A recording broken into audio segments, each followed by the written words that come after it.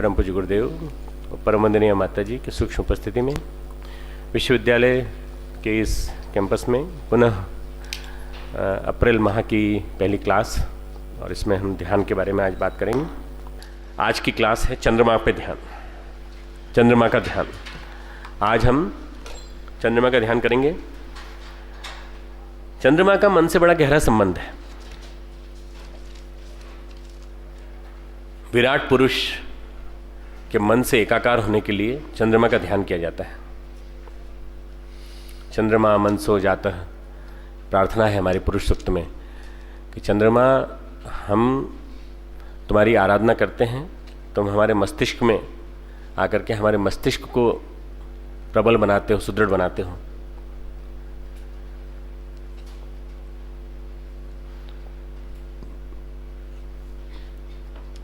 दो तरह के योग बताए गए, हठ योग और राजयोग। हठ योग की शुरुआत स्थूल शरीर से होती है और राजयोग की शुरुआत मन से शुरू होती है। हठ योग और राजयोग।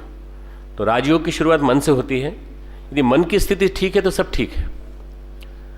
शरीर ठीक है कि नहीं मालूम नहीं, पर यदि मन ठीक है तो शरीर भी तुम्हारा ठीक हो जाएगा। समूचे जीवन को संचालित करने वाले दो ही तत्व हैं, मन और प्राण। मन और प्राण।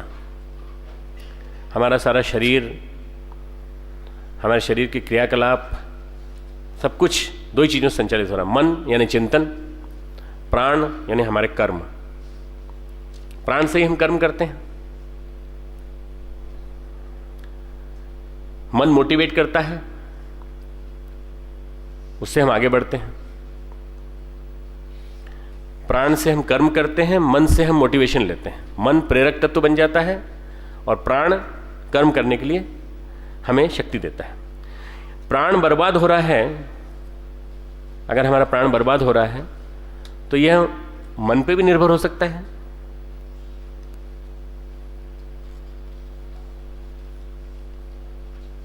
और स्वयं प्राण का क्षरण भी इसके लिए रिस्पॉन्सिबल हो सकता है। प्राण और मन परस्पर एक दूसरे पर टिके हुए हैं, अन्योन्याश्रित हैं। प्राण और मन परस्पर अन्योन्याश्रित हैं। प्राण को यदि ठीक कर लिया तो मन भी ठीक हो जाएगा। यदि हमने प्राण को ठीक कर लिया तो मन भी ठीक हो जाएगा। हमारा जितना ध्यान का जितना भी टिका हुआ है आधार, वो सारा राजयोग पर टिका हुआ है। ध्यान का जितना भी आधार टिका है वो सारा राजयोग पर टिका हुआ है। तो राजयोग में एक ही बात का ध्यान रखा जाता है कि हम अपने प्राण के ऊर्ध्वगमन की चर्चा करें, ऊर्ध्वगमन का क्रम करें, और उसके माध्यम से मन की लय को, मन की रिदम को ठीक कर लें।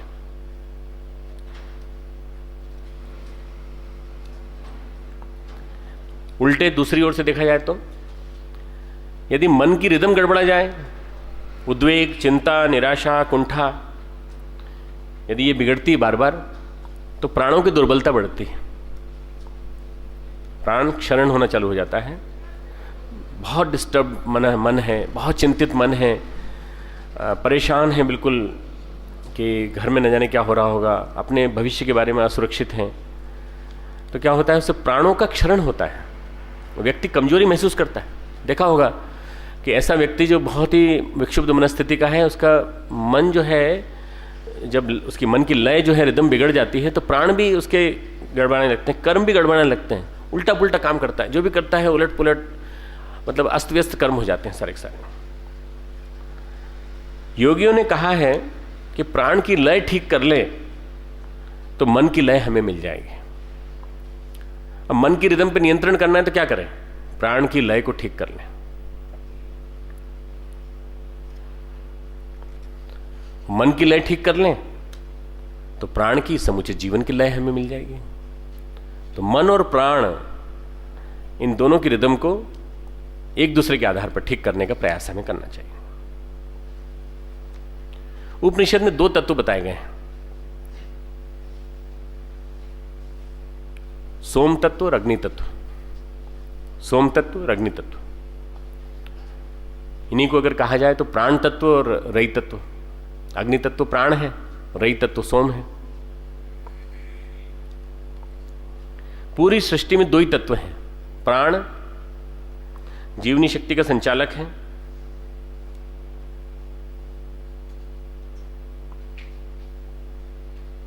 गति और ऊर्जा देता है हमें।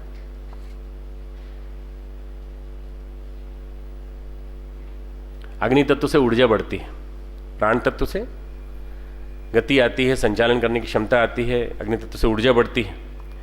और सोम तत्व जो है वो रस देता है हमें, संवेदना देता है, सजलता देता है। अग्नि और सोम दोनों का जोड़ा है।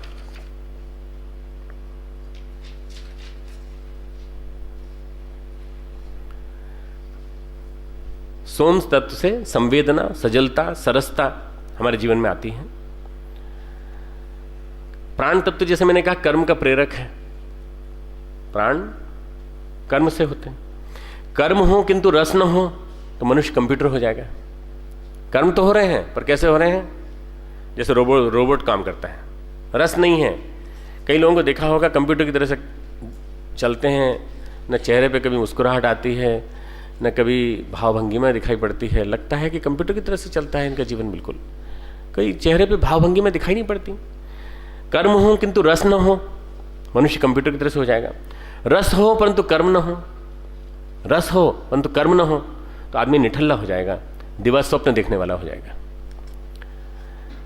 कर्म हो पर रस न हो, मनुष्य कंप्यूटर हो जाएगा। और रस हो कर्म न हो तो दिवा स्वप्न देखने वाला निठल्ला व्यक्ति हो जाएगा। इसलिए सृष्टा ने दोनों तत्वों का उचित समन्वय किया है, सामंजस्य रखा है।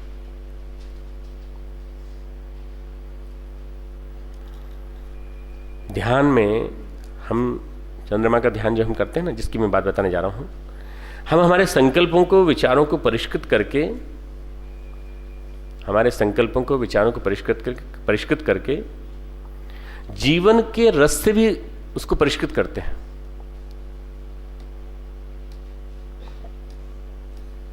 जीवन को भी रस से परिष्कृत करते हैं।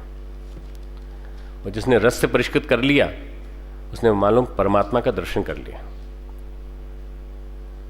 जिसने रस को परिष्कृत कर लिया, प्राण तत्व को परिष्कृत करके कर्म करने लगा और रस तत्व को परिष्कृत कर लिया, उसने मालूम परमात्मा का दर्शन कर लिया। मैं एक दूसरे अध्याय, गीता के दूसरे अध्याय का एक श्लोक सुनाना चाहता हूं, जो आप सबको जब जाएंगे और परसों गीता क्लास में जब आएंगे तो देखने को मिलेगा।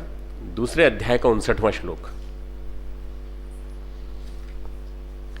उसमें भगवान कृष्ण गीता में कह रहे हैं,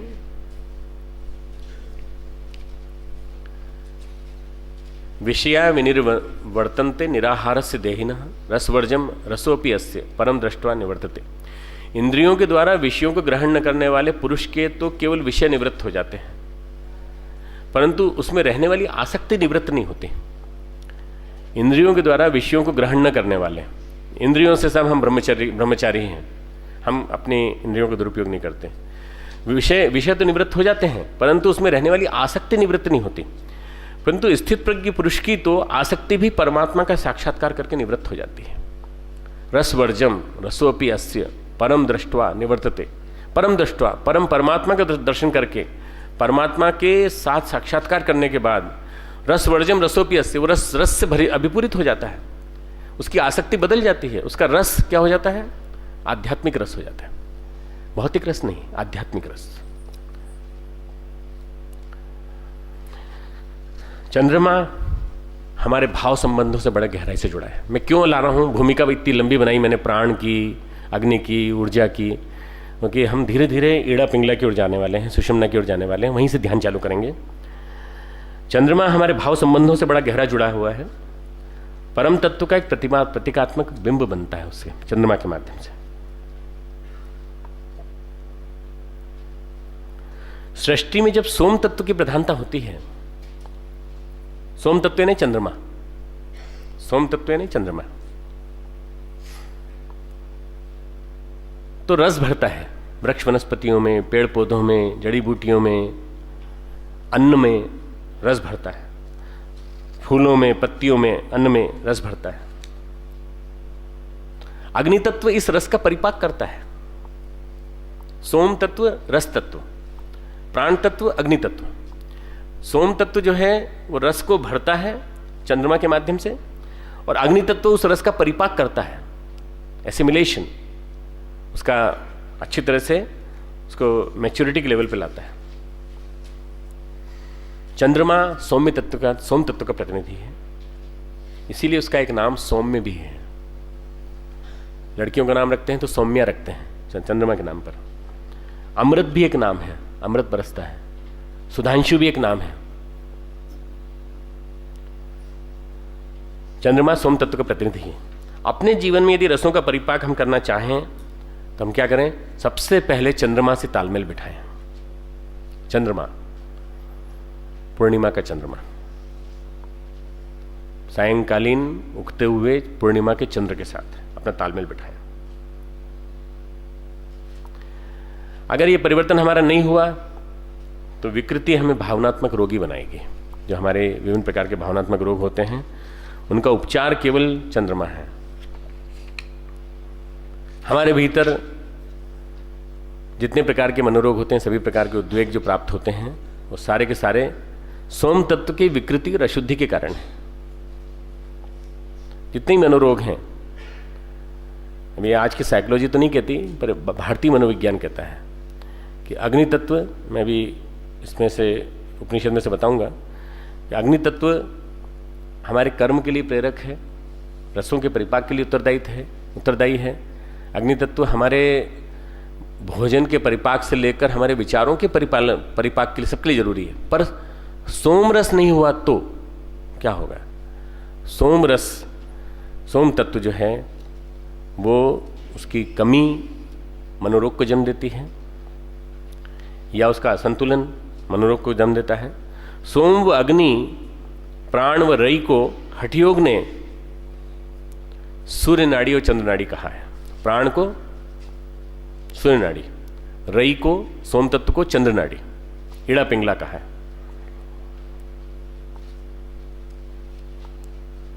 यदि इन दो तत्वों का ठीक ठीक सामंजस्य हो जाए, सुषुम्ना के दोनों तरफ इड़ा पिंगला, सिंपैथेटिक पैरासिम्पैथेटिक, तो हमें सुषुम्ना स्पाइनल कॉर्ड में जो स्थित है सूक्ष्म नाड़ी, वो जागने लगती है।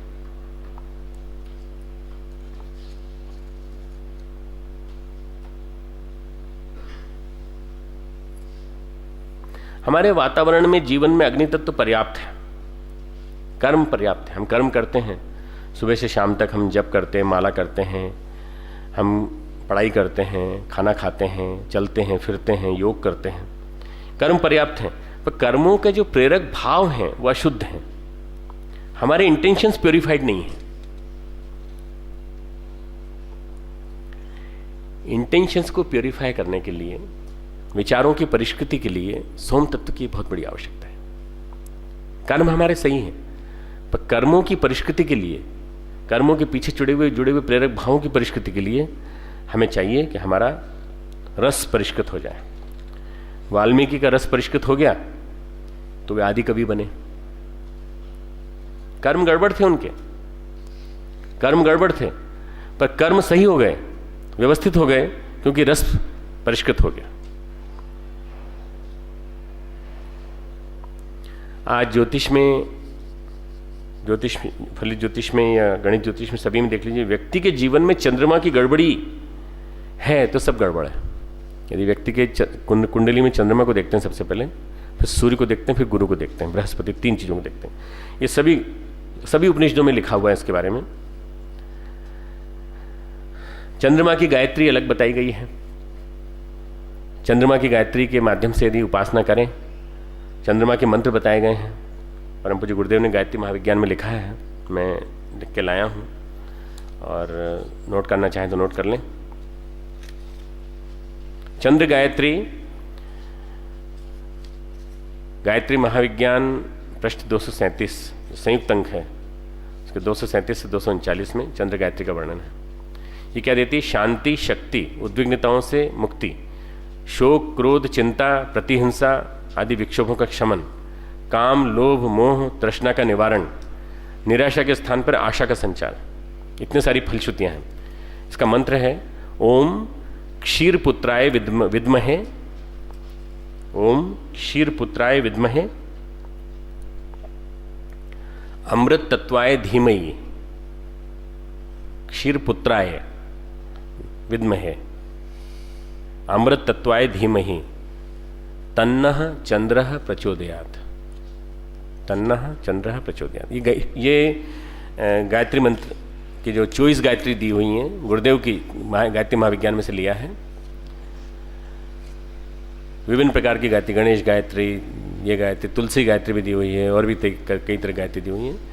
उसकी परिणति में बताता हूँ फिर से। शांति और शक्ति देने वाला ये मंत्र, शांति और शक्ति देने वाला, उद्विग्नताओं से मुक्त कराने वाला, शोक क्रोध चिंता प्रतिहिंसा आदि विक्षोभों का शमन करने वाला है। शोक क्रोध चिंता प्रतिहिंसा आदि विक्षोभों का शमन करने वाला, काम लोभ मोह तृष्णा का निवारण करने वाला, और निराशावादी को आशावादी बनाने वाला।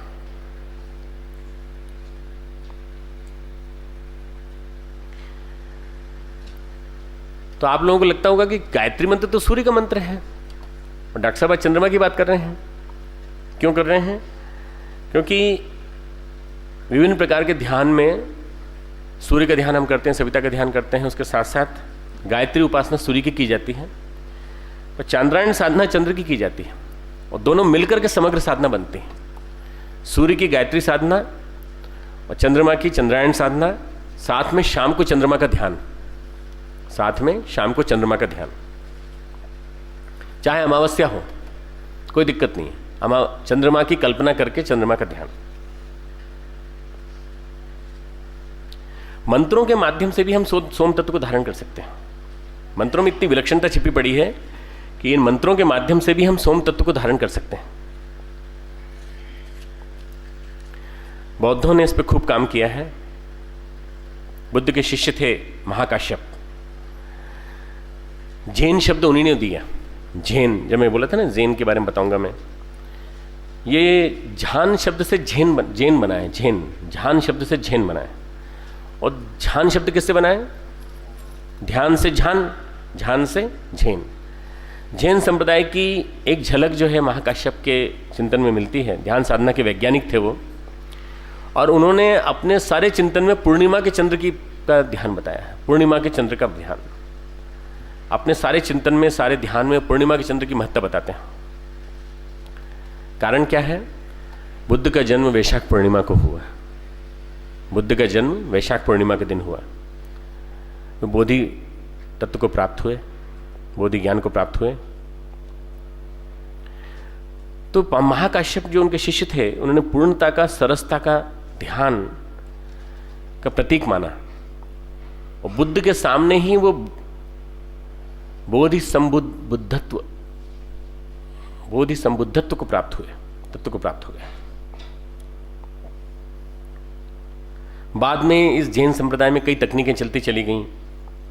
जैन में बोलते कम हैं, जैन में संकेतों से सारी बात कही जाती है, ऐसा कहा जाता है। उंगलियों से इशारे किए जाते, गुरु इशारा करता है और कोशिश करता है कि शिष्य संकेत समझे, और गुरु जब समझ जाता है कि तालमेल बैठ गया है गुरु शिष्य का, तो फिर किसी बोलने की जरूरत ही नहीं पड़ती। जैन शब्द में बोला कम जाता है, और जैन में ये पूरा का पूरा ध्यान जो है चंद्रमा का ध्यान है। इसमें प्रकाश का ध्यान कई जगह बताया गया। मैंने तारे का ध्यान कराया, सूर्य का ध्यान कराया, विराट ज्योति का ध्यान कराया, कई तरह का ध्यान कराया। तो आज जो ध्यान हम करेंगे चंद्रमा का ध्यान करेंगे।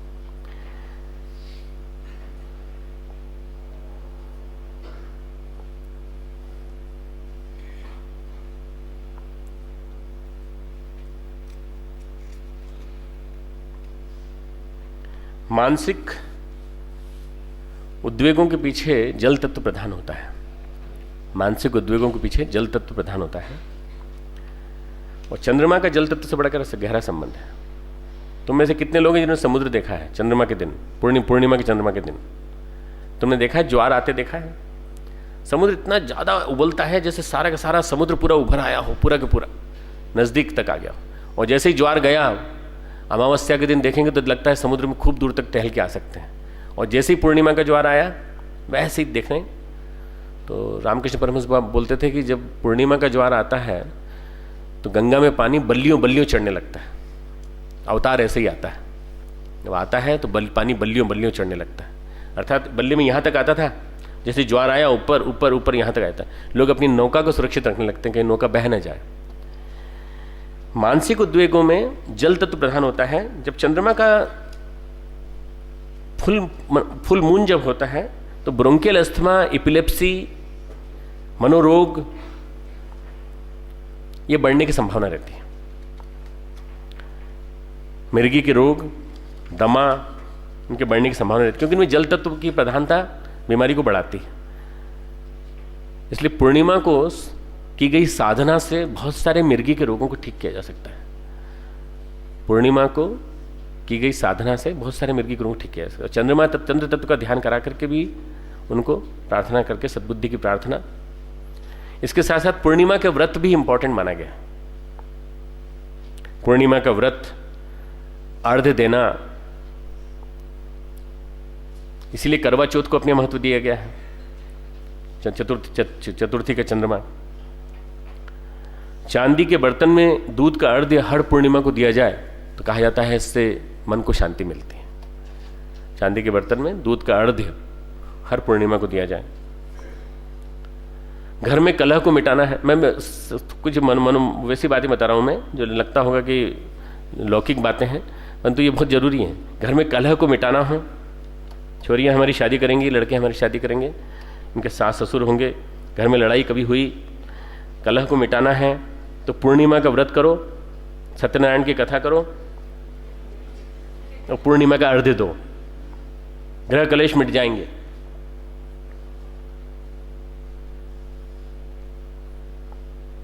मन में समरसता आ जाती है। जितने लोग होते हैं हमारे आसपास, उन सबके मन में समरसता आ जाती है। सत्यनारायण कथा पूर्णिमा के दिन ही कही जाती है और किसी दिन नहीं कही जाती। अब मालूम नहीं पौराणिक कथाओं का इसमें क्या महत्व है, परंतु सबसे बड़ी चीज है कि सब चीज केंद्रित हो जाती है पूर्णिमा के ऊपर, पूर्ण चंद्र के ऊपर। ध्यान करके सोम तत्व को धारण करते हैं हम लोग। वास्तव में चंद्रमा का ध्यान करके हम सोम तत्व को धारण करते हैं। इड़ा सूर्य नाड़ी, पिंगला चंद्र नाड़ी, सुषुम्ना समरसता का प्रतीक बीच में।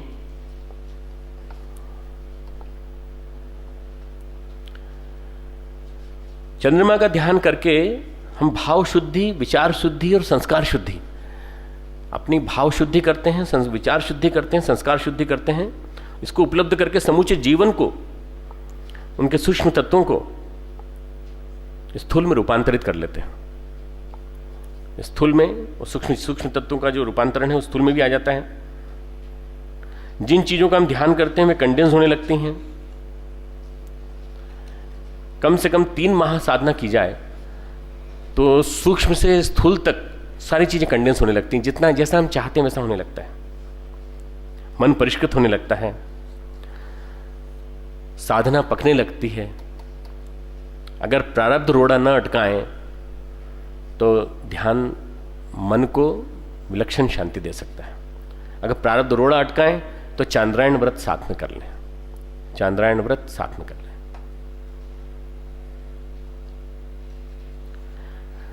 चंद्रमा के ध्यान से मनस चिकित्सा की जा सकती है न्यूरोटिक पेशेंट्स की। सेल्फ मैनेजमेंट हो सकता है। हर व्यक्ति अपने आप को सेल्फ मैनेज कर सकता है, अपने आप को आइडेंटिफाई करके। यदि चंद्रमा का ध्यान करने तो अनिद्रा मिट सकती है, चिंता, भय, अवसाद आदि मुक्त हो सकते हैं। चंद्रमा के ध्यान से सेल्फ मैनेजमेंट भी संभव है, अनिद्रा मिट सकती है, चिंता, भय, अवसाद, डिप्रेशन चला जाएगा, एंग्जाइटी, न्यूरोसिस चली जाएगी। चंद्र गायत्री के जप से काफी कुछ तकलीफों से छुटकारा पाया जा सकता है। अगली बार जब थीसिस का टॉपिक हम लोग सोचेंगे तो ऐसा कुछ सोचेंगे कि चंद्र गायत्री के जप से कितने रोगियों को हमने ठीक किया।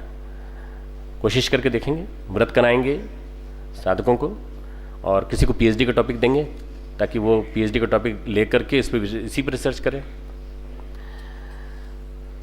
मनो उद्वेगों के कारण ही अनिद्रा होती है और यदि हम उससे गायत्री मंत्र का जप करा लें तो अपने आप ही मन शांत होने लगेगा। चंद्र गायत्री का जप करा लें तो अपने आप ही मन शांत होने लगेगा। प्रातः उदीयमान सूर्य का ध्यान करें और सूर्य गायत्री का ध्यान करें तो अग्नि तत्व बढ़ेगा। और सायंकाल उदीयमान चंद्रमा का ध्यान करें 15-15 मिनट, 15 मिनट सवेरे उदीयमान सूर्य का ध्यान, सायंकाल उदीयमान चंद्रमा का ध्यान। सुबह अग्नि तत्व बढ़ेगा, शाम को सोम तत्व बढ़ेगा, नींद ठीक आएगी, मन संतुलित रहेगा, रसों का परिपाक होगा, शरीर समरसता से भरपूर हो जाएगा पूरा का पूरा। उपलब्धि, शांति और समृद्धि। इस ध्यान की उपलब्धि क्या है? शांति और समृद्धि। सूर्य तत्व से प्रखरता, पवित्रता, कर्मठता। सुबह जो अपने ध्यान किया ना सूर्य तत्व का, उसके ध्यान से पवित्रता, कर्मठता और प्रखरता। और शाम को शांति, समृद्धि, सबसे बड़ी चीज उद्वेगों से मुक्ति। अपने आप में एक समुचित भरपूर चिकित्सा पद्धति है चंद्र गायत्री, चंद्रमा का ध्यान।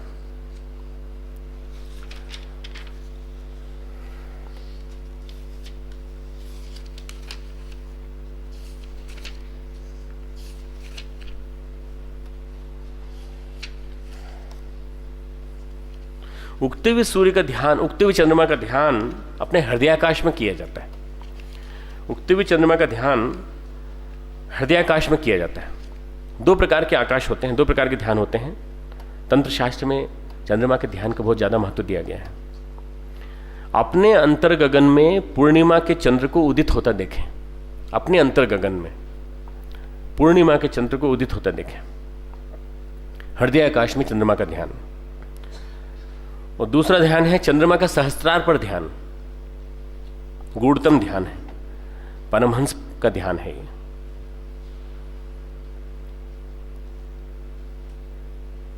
आकाश शब्द जो है वो स्पेस का शब्द से मिलता है। व्योम, परम व्योम, चिदाकाश। चिदाकाश का एक अंश है हृदयाकाश।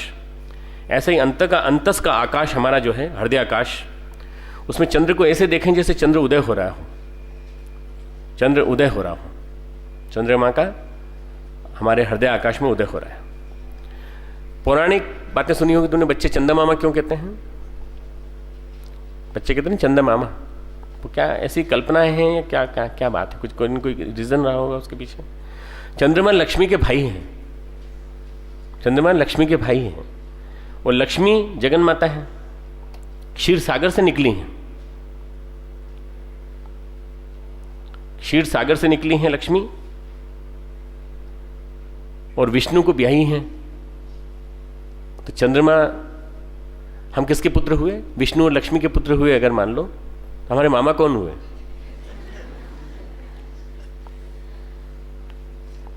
लक्ष्मी के भाई चंद्रमा, है ना।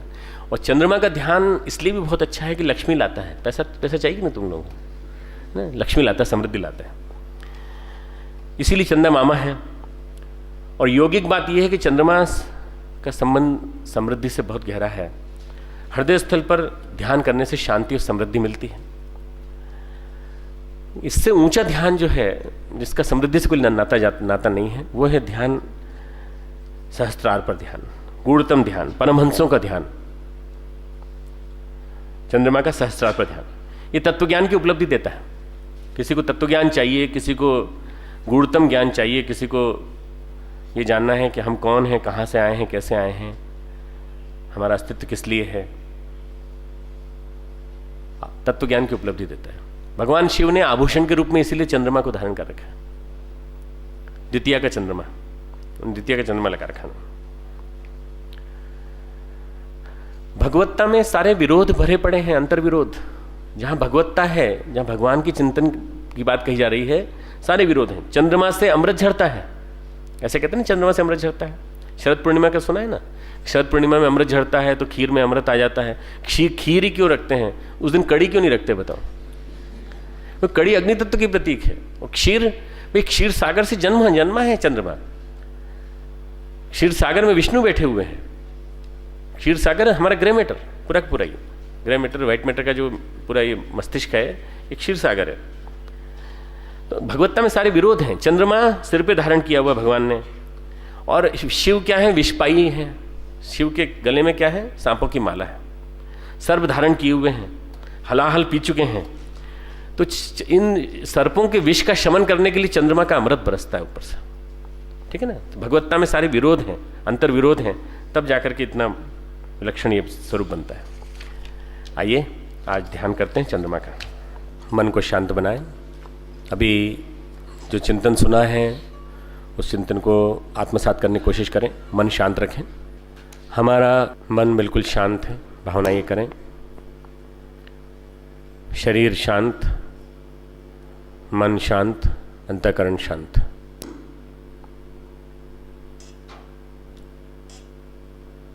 शरीर शांत, मन शांत, अंतःकरण शांत। शांत चित्त, ध्यान मुद्रा, भाव समाधि।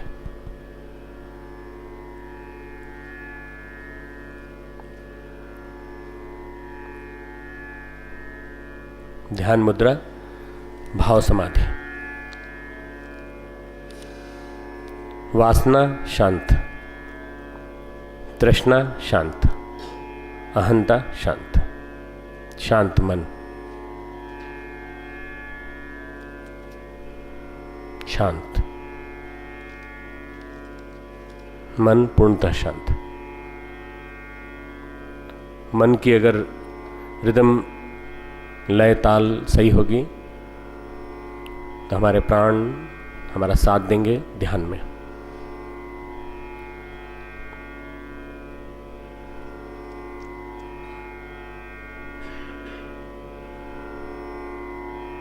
स्थिर शरीर,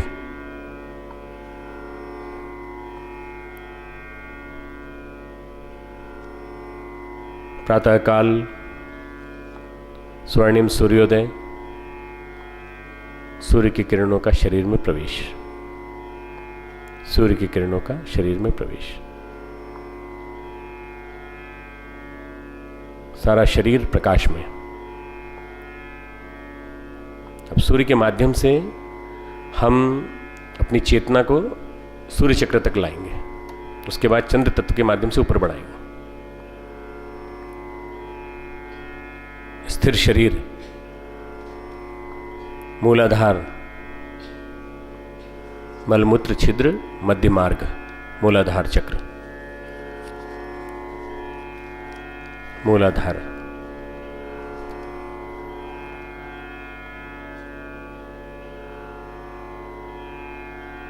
सैक्रल प्लेक्सस।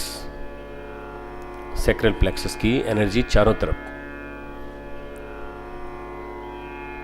नीचे की तरफ ज्यादा बहती है। हम इसको रोकेंगे, रोक करके इसको ऊपर बढ़ाएंगे सूर्य की किरणों के माध्यम से। ऊर्ध्वगमन, ऊर्जा का ऊर्ध्वगमन सूर्य चक्र की ओर। ऊर्जा का ऊर्ध्वगमन सूर्य चक्र की ओर। Solar plexus, solar plexus.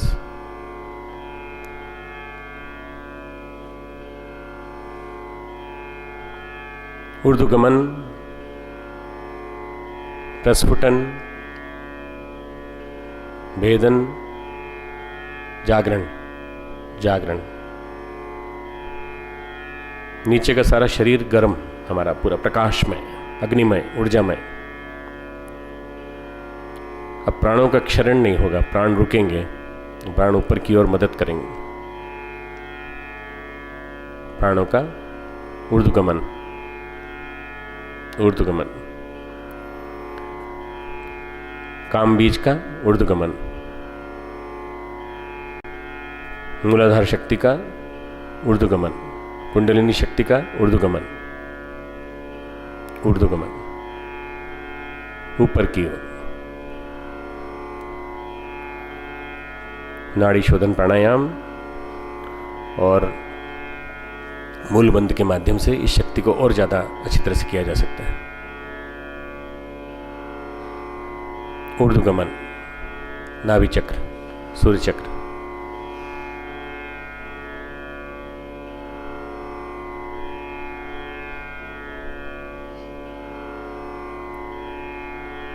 ऊर्ध्वगमन रुके नहीं, इससे ऊपर स्वादिष्ठान मणिपुरित होते हुए हृदय आकाश, चिदाकाश, अनाहत चक्र, हृदय चक्र।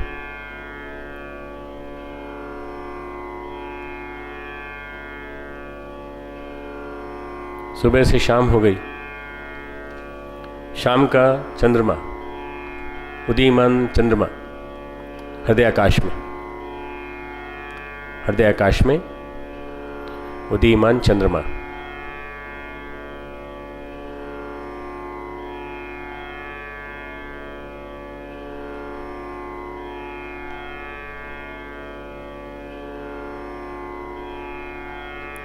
सूर्य नाड़ी ईड़ा, चंद्र नाड़ी पिंगला, दोनों में परस्पर आदान प्रदान, मंथन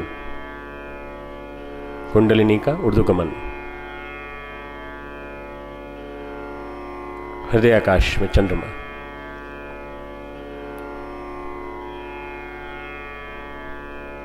पूरब की ओर से उठता हुआ चंद्रमा, पूर्ण चंद्र, जो हमने पौष पूर्णिमा के दिन देखा, जो हमने होली की चंद्रमा की रात्रि के दिन देखा, जो हम चैत्र पूर्णिमा के चांद के रूप में 24 तारीख को देखने वाले हैं, जो हम अगले माह बौद्ध पूर्णिमा के दिन देखेंगे। ऐसा पूर्णिमा,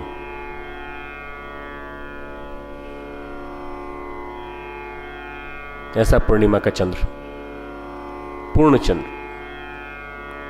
उल्लास में खिलता हुआ चंद्रमा, शरद पूर्णिमा का चंद्रमा। मन, अंतःकरण, हर चक्र, उपत्यका, कण कण में शांति, शांति का संचार, रस का संचार।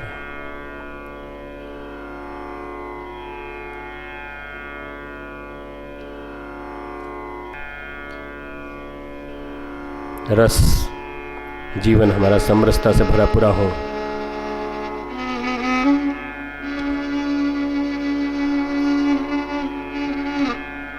समरसता से भरा पूरा हमारा जीवन। प्राण है, अग्नि है, ऊर्जा है, पर रस नहीं है।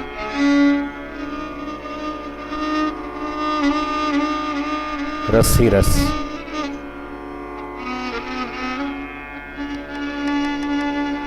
रसों का परिपाक हर जीव कोश में, हर स्नायु कोश में, हृदय आकाश में पूर्ण चंद्र का ध्यान। पूर्ण चंद्र, खिलता हुआ चंद्रमा,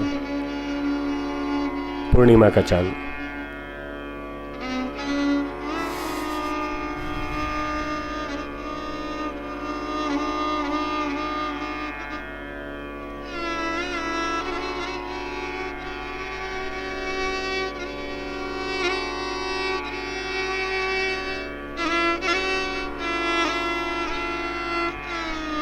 पूर्णिमा का चांद अंग प्रत्यंग में रस का संचार करता हुआ, मन शांत, उद्विग्नता शांत,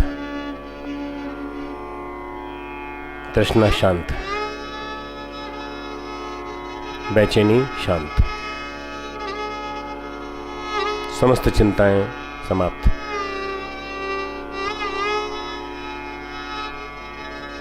शांत मन, शांत अंतःकरण।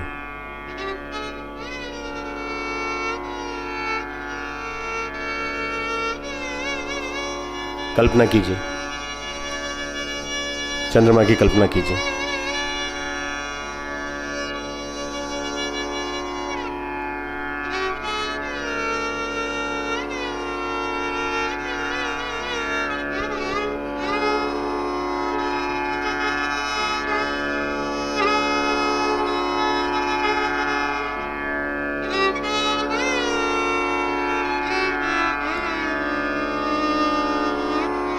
चंद्रमा का प्रकाश हर जीव कोश पर, हर अंग प्रत्यंग पर, हृदय पर, मस्तिष्क पर, हमारे फेफड़ों पर, हमारे हर स्नायु कोश पर, हर चक्र पर अनहद चक्र से उदित होता हुआ चंद्रमा, हृदय आकाश में चंद्रमा, सारे शरीर में ऊर्जा का संचार, रस का परिपाक।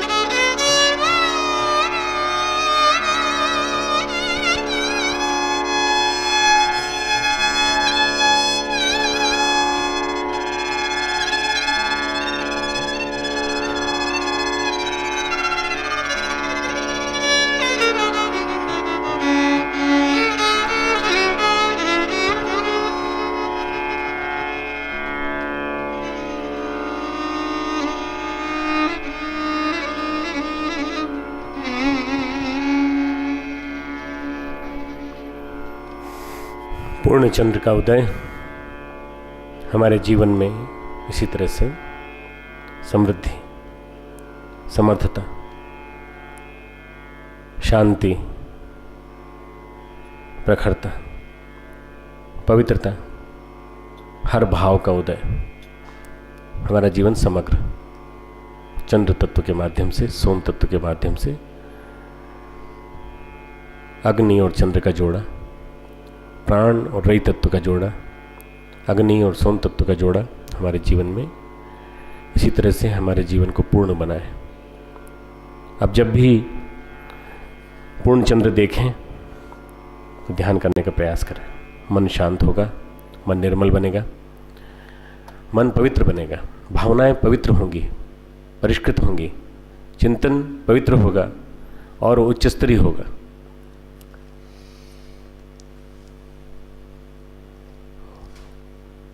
ओम असतो मा सद्गमय,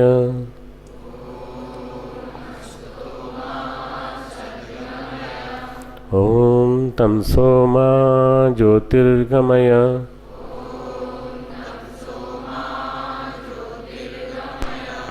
ओम तमसो मा ज्योतिर्गमय,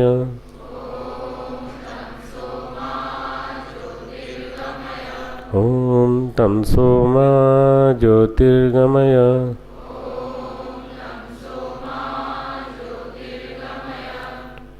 ओम मृत्योर्मामृतं गमय,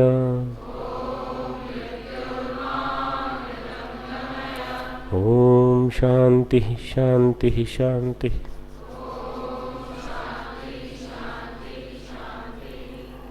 इस ध्यान को अपने अंदर स्थापित करें। दोनों हाथों को रगड़ें, पूरे शरीर पर लगाएं। भावना ये करें कि चंद्रमा हमारे हृदयाकाश में स्थित हुआ। इसी तरह से पूर्णिमा का चांद हम अपने हृदय में स्थापित करेंगे।